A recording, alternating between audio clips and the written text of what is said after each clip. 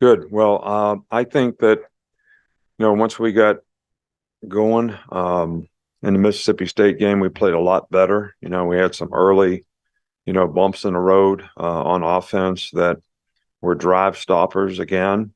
But once we got sort of past that, I thought we executed and played pretty well. I think Jalen settled down in the game and, played well. And defensively, we played, except for a couple spurts in the game where I thought we lost our intensity a little bit, played pretty well, made some improvement. So, we need to build on the things that we're doing well. We need to eliminate. And it's kind of like, when do you say enough is enough when it comes to, some of these things that we're doing to shoot ourselves in the foot, which are easily correctable. We need to get them corrected. We're playing a really good team this week, so it's going to be really important, I think, that they're playing as well as they played all season long. They've gotten better and better since the early game, and they got a lot of good players. They're really good on defense. Jimbo does a really good job with them on offense. They got some really good skilled players. So it's going to be really important for us to have the kind of intensity that we need to have throughout the week in practice. It's almost like, hey, we're going to challenge you this week in practice because it's going to be hard in the game. And you need to be locked in all week long, and you need to be ready for the challenge that you're going to get when you play against a good team on the road in a really tough environment. So, this team is leading the conference in defense. They're very good up front on defense, very difficult to run the ball against. And, they score a lot of points. And, the combination of those two things make them a really, really good team. So this is going to be a real challenge for us. Go to the left, Chase.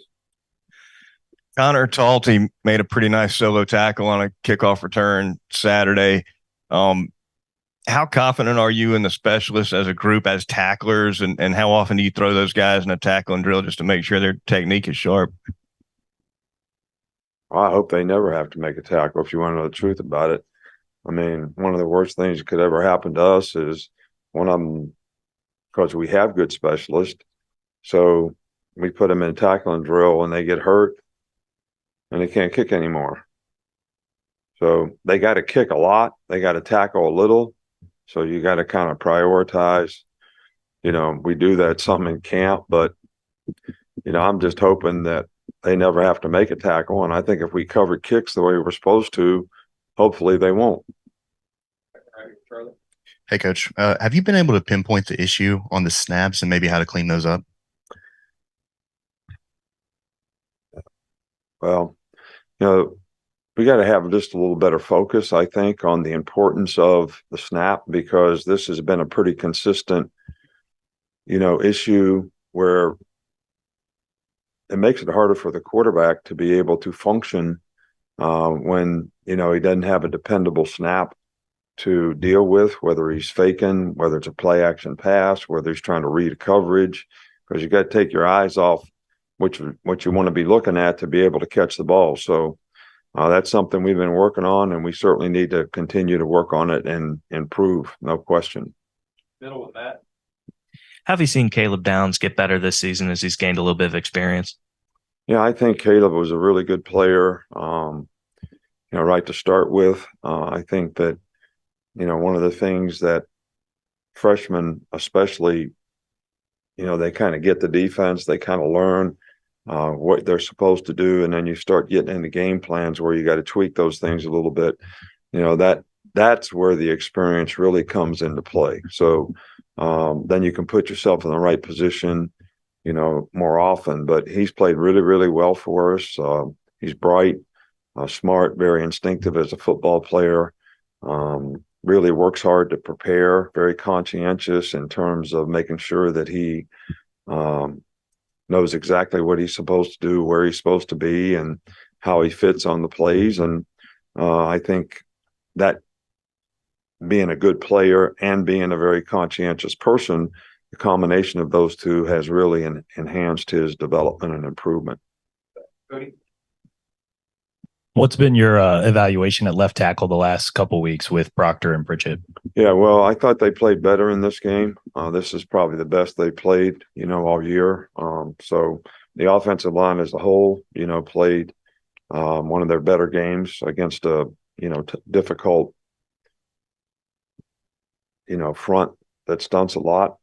But 74 probably played the best he's played all year, which is a good thing. And hopefully that'll give him some confidence. And I still think we have confidence that 57 can do a good job for us as well. Stay up here with Nick Kelly.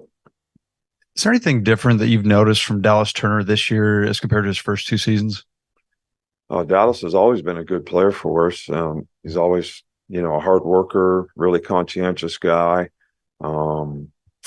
Has a sort of high standard for how he wants to play and do things. And this year, I think he's tried to take on a little bit more of a leadership role in terms of how he can impact and affect other people, on the team, which I think he's done a good job of. And, he's played really well for us.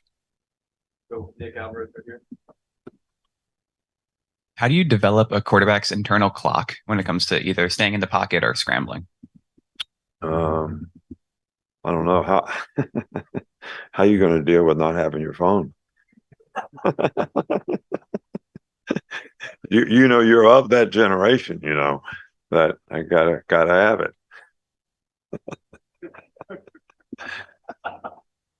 I think practice, the one thing that you can do in practice and get away with is not have to play with the right time clock, to use your terminology, in terms of the rush is not going to be as quick. You can hold the ball, you can try to figure things out, but then in a game that all changes. So I think to create circumstances in practice where, you have to get the ball out on time and you're constantly talking about getting the ball out on time. I think that's really, really important, for guys to develop that sense of time clock, and it's the timing of the play.